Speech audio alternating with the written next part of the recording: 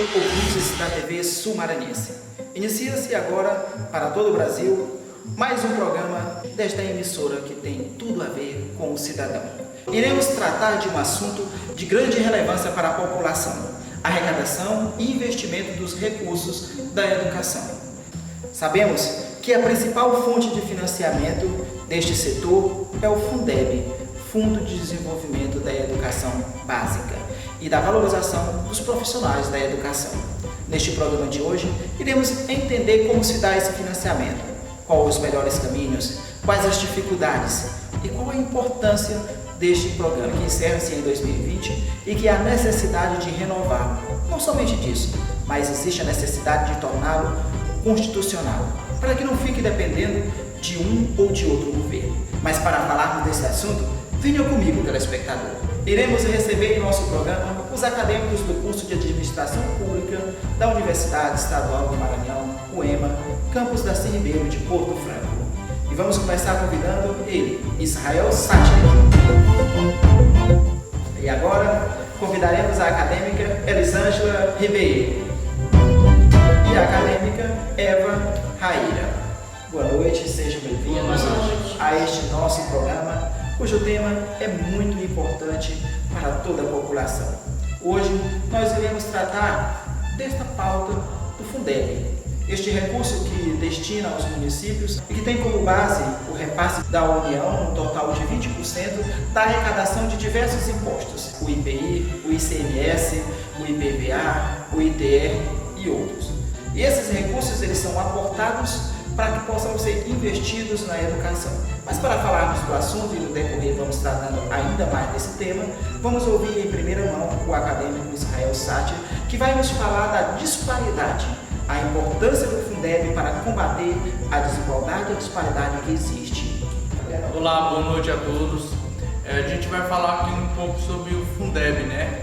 Fundo Nacional de Desenvolvimento da Educação Básica e Valorização do Profissional da Educação, né? Esse importante fundo da educação que ajuda a desenvolver a educação no país. Conforme esse fundo, que é captado através de impostos em cada estado, é captado 20% e depositado nesse fundo.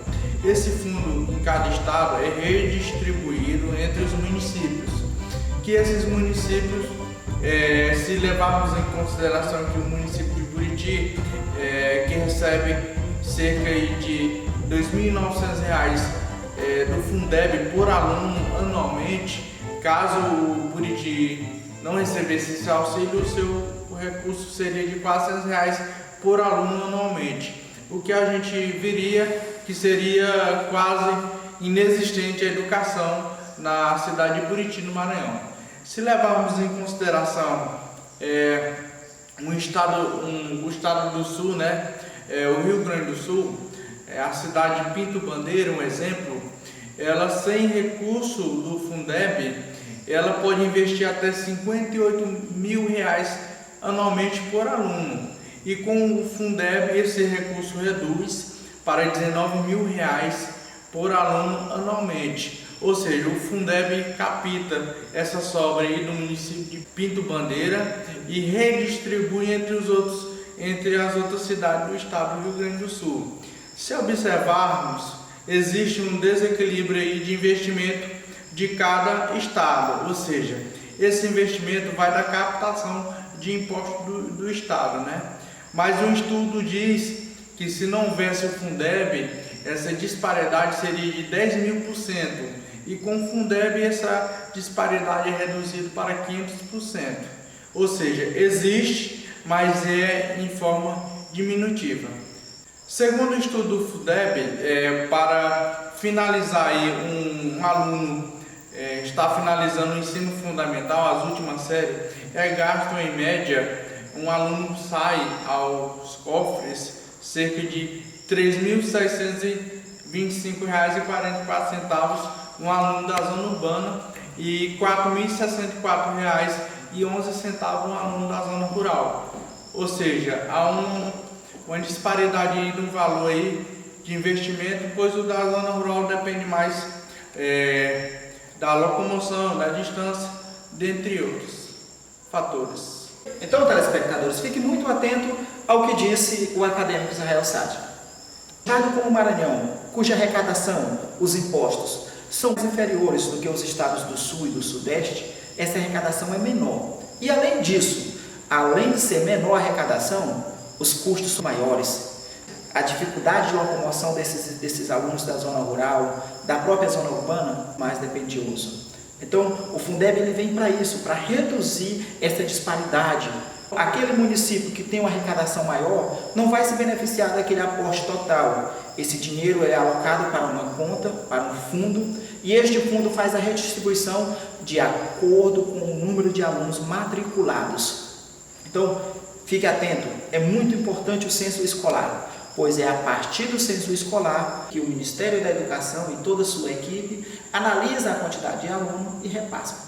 E aí, quando esse recurso é muito inferior, como no caso da cidade de Buriti, a União ela entra com um aporte de 10%.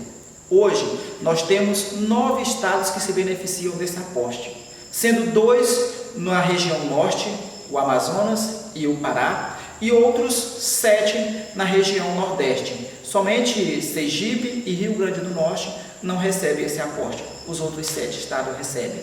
Então, é aí a importância do Fundeb como uma ferramenta de minimizar, de diminuir a disparidade e a desigualdade na educação.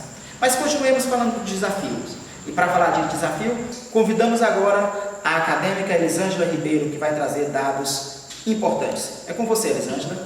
Boa noite, pessoal. Como já foi muito bem abordado pelo nosso colega, onde ele vai falar dessa disparidade que ocorre na educação. Embora o Brasil tenha avançado muito em relação a essa questão da educação, ainda é possível observar muitas falhas. No Brasil ainda há um déficit muito grande. Mesmo todos os municípios tendo esse repasse do Fundeb, ainda muitos deixam a desejar na educação, porque, como foi falado, em alguns municípios eles recebem um valor bem grande e outros já têm essa falha. Então é necessário que os governantes eles possam estar atentos a esses detalhes e investirem bem mais na educação, já que ela é um bem principal, é um pilar, é um alicerce no qual não pode faltar. É necessário que esses investimentos sejam feitos, uma vez que a educação é essencial. E se formos observarmos os gráficos que vai ser mostrado aqui para vocês, o Brasil ele tem déficit na sua educação, principalmente nas matérias essenciais, como matemática e língua portuguesa. Então, é necessário que a educação possa passar por essas reformas de melhoria e aprimorar esses processos educacionais, sem ampliar os gastos, aos quais vem atrapalhando o seu desenvolvimento educacional. Então, é necessário sim que estejamos atentos a essas questões. E obrigada. A Elisângela trouxe para nós os desafios. Mas quais são os dados que comprovam esse desafio? Para falar disto, nós vamos convidar 2 acadêmicas que se encontram em cidade distante. A nossa amiga Eutália Figueiredo, acadêmica também de Administração Pública na cidade de Lajeado Novo, e a acadêmica Rejane, na cidade de Imperatriz do Maranhão. É com você, Rejane e Eutália Figueiredo. Estou aqui para falar dos índices da educação básica do país. Os números que foram divulgados pelo programa Todos pela Educação, tendo como fonte o IDEP, que foi criado em 2007 e é o principal indicador de qualidade da educação básica do país. O resultado é calculado a cada 2 anos pela média das notas de português e matemática dos alunos no sistema de avaliação da educação básica e sob os dados da aprovação escolar, obtidos pelo censo escolar. A rede particular participou por adesão. Dados apresentados nos informam sobre o desempenho das nossas crianças e jovens da educação básica entre os anos de 2007 e 2017. Esses dados nos revelam que o 5º ano do fundamental apresenta uma melhora significativa. Em 2007, em língua portuguesa, quase 28% das nossas crianças tinham um desempenho dentro do esperado. Houve um expressivo crescimento, pois esse índice mais do que dobrou e chegou a quase 61% em 2017. Em matemática, houve um crescimento significativo, mais que dobrou, passando de 23,7% para quase 49%. Esses números são de escolas das redes públicas e privadas. E os estados onde houveram maiores avanços foram Acre, Ceará e Goiás, apesar de serem estados com condições socioeconômicas desfavoráveis.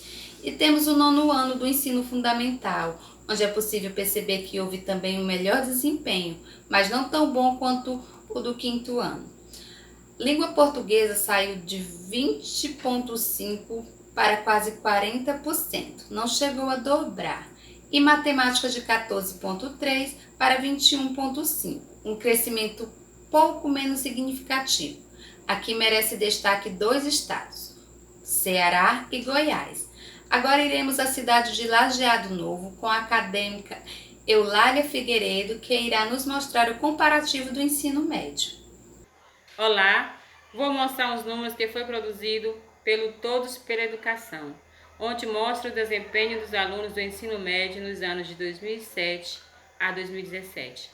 A gente percebe que os resultados não são muito bons. Na língua portuguesa, em 2007 a 2017, subiu menos 5 pontos percentuais. Em matemática, houve uma redução no desempenho esperado dos nossos jovens.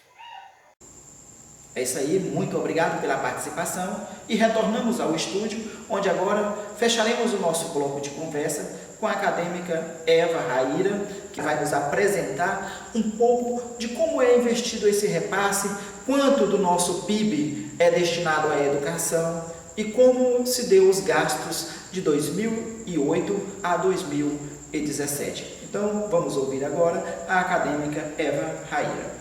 Boa noite a todos. É notório que o Brasil não se encontra em uma boa posição em relação à educação. Segundo uma pesquisa feita pelo PISA, entre 65 países, o Brasil se encontra na 53ª posição.